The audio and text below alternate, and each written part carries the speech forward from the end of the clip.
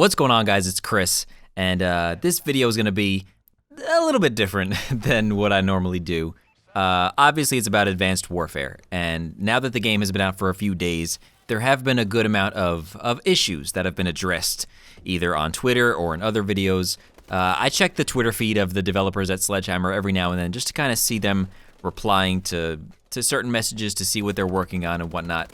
Unfortunately, it's pretty obvious that a lot of the messages that they reply to are not necessarily worded in the best way possible. There's a lot of, fix your fucking game and, change the netcode, bitch, and kill yourself, this game sucks, and blah, blah, blah. And while it seems like this is something that doesn't even need to be said, I'm gonna say it anyway, that's not the right way to go about it. So what I'm hoping to do in this video, and I'm actually gonna tag the developers at Sledgehammer in the title. So if you like this video and your Twitter is attached to your YouTube, it will show up on Twitter and hopefully they have a chance to take a look at it. What I'm attempting to do here, and what I would ask that anyone that comments on this video attempts to do as well, is to address the issues that they feel are present in the game, but in just a calm, logical, straightforward manner. I've put together a list, a pretty brief list, it's not anything crazy, of some of the things I feel can be addressed and made better in Advanced Warfare.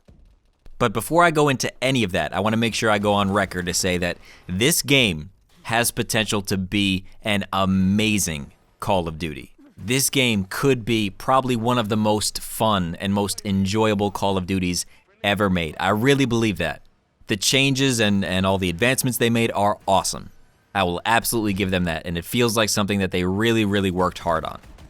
And of course, no matter what, no game is ever going to be perfect.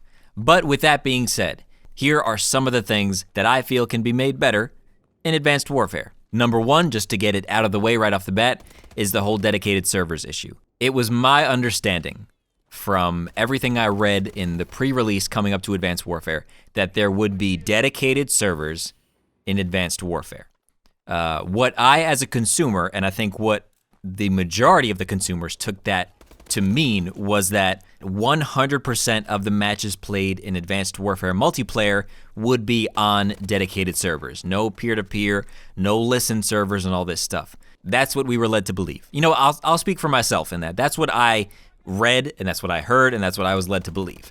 Now, the same thing happened in Call of Duty Ghosts. Before the game came out, there was said to be dedicated servers, and it turned out that there was, hybrid servers and listen servers, or whatever you want to call them. And I think that's pretty much the main reason why there's a little bit of a disconnect between the developers and the community right now, is because that's what we were led to believe, that there would be dedicated servers throughout, connections would be solid, etc., etc.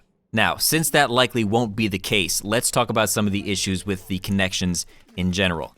In my experience, I have been seeing a lot of fluctuation in connection. If I pull up the scoreboard and I look at the ping for 5 seconds, in those 5 seconds, my connection will jump from 4 bar to 2 bar to 1 bar, back to 4 bar, and maybe stay there for a couple more seconds. It's never a consistent connection throughout the game.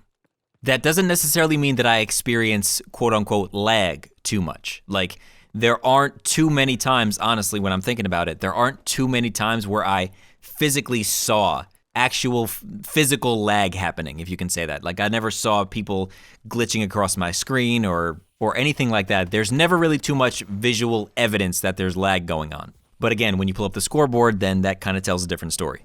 Now, kind of tied in with that, under the same umbrella, you could say, is the lag compensation. Maybe it's just me. Maybe this isn't a consistent issue. But so far for me in Advanced Warfare, I've experienced more of what I would call lag compensation than any previous Call of Duty. And that includes Modern Warfare 3 and Black Ops 2.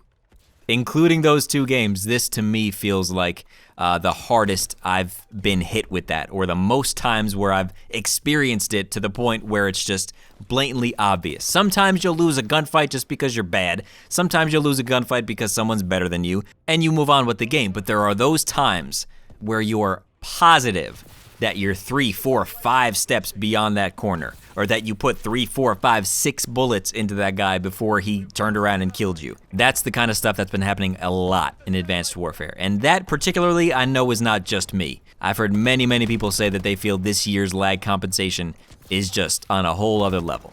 So the reason I mentioned all these things first is because to me, that's the most important part of multiplayer. You can have the greatest, most enjoyable game ever made, but if every time you enter multiplayer, there's just a consistent stream of connection issues, fluctuations in connection, and the lag compensation to that extent, it takes away from your ability to enjoy the multiplayer. So, and I'm sure the developers understand this, but to me, that's the most important aspect that needs to be addressed. So let's move forward. The weapon balance. Again, something that's been brought up a lot on Twitter and on social media, but the suggested fix that a lot of people are saying to implement or to apply is to nerf the BAL-27. And I think that is completely wrong. In my opinion, as far as SMGs and assault rifles go, the BAL-27 is the only one that I feel is tuned properly.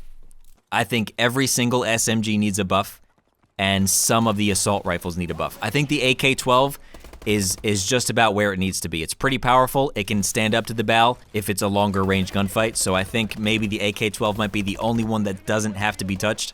But I think it'd be a good idea to at least consider buffing the SMGs and the remaining assault rifles to bring them up to the BAL's level.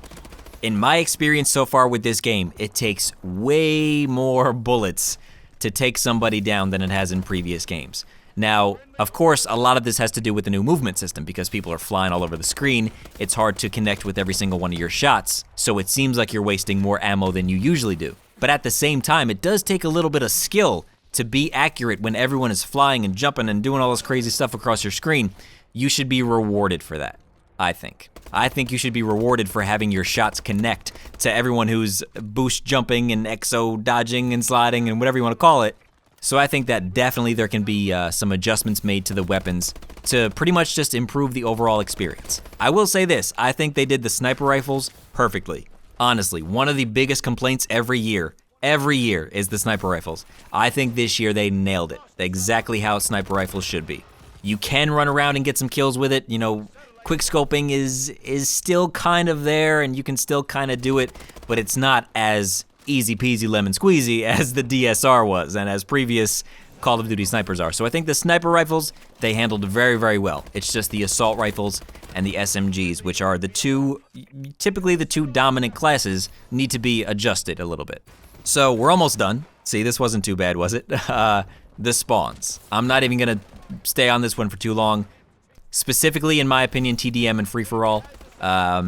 This is something that I think a lot of people just kind of come to expect now, that the spawns won't be perfect off the bat. So I know, I understand that that's something that's really hard to tune until you have hundreds of thousands of people spawning in different areas at different times. So I'm sure it's on their list, and I look forward to seeing the adjustments that are made there.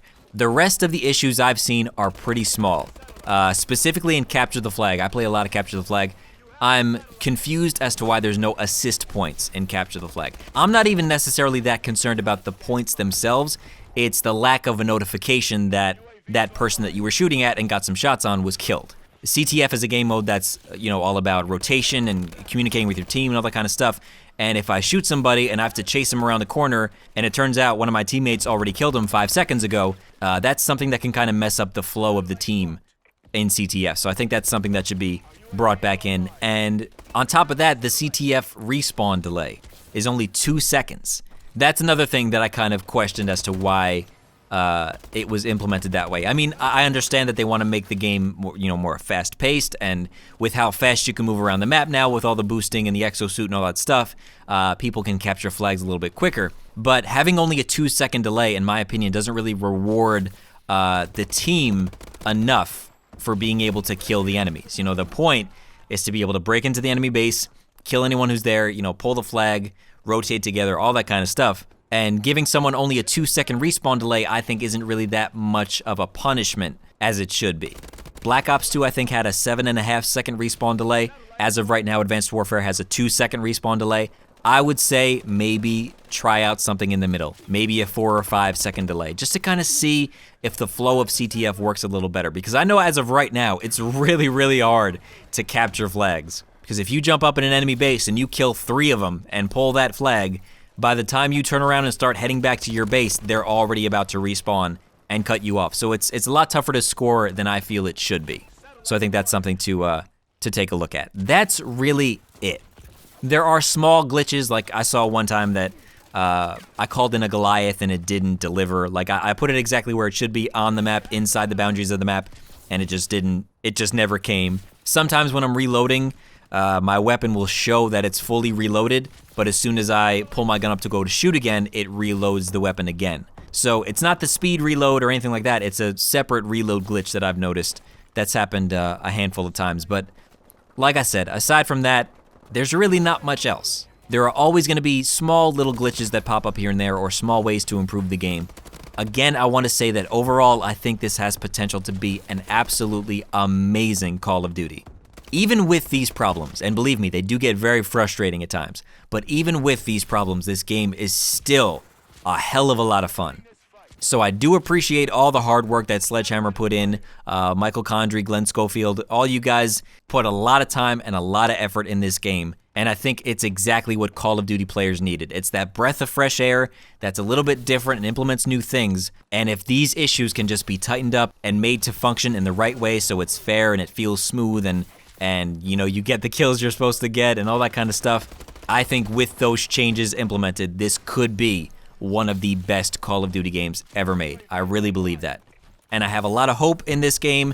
I'm not giving up on it yet. I really hope you guys can take a look at some of these things, take them into consideration, and do what you can.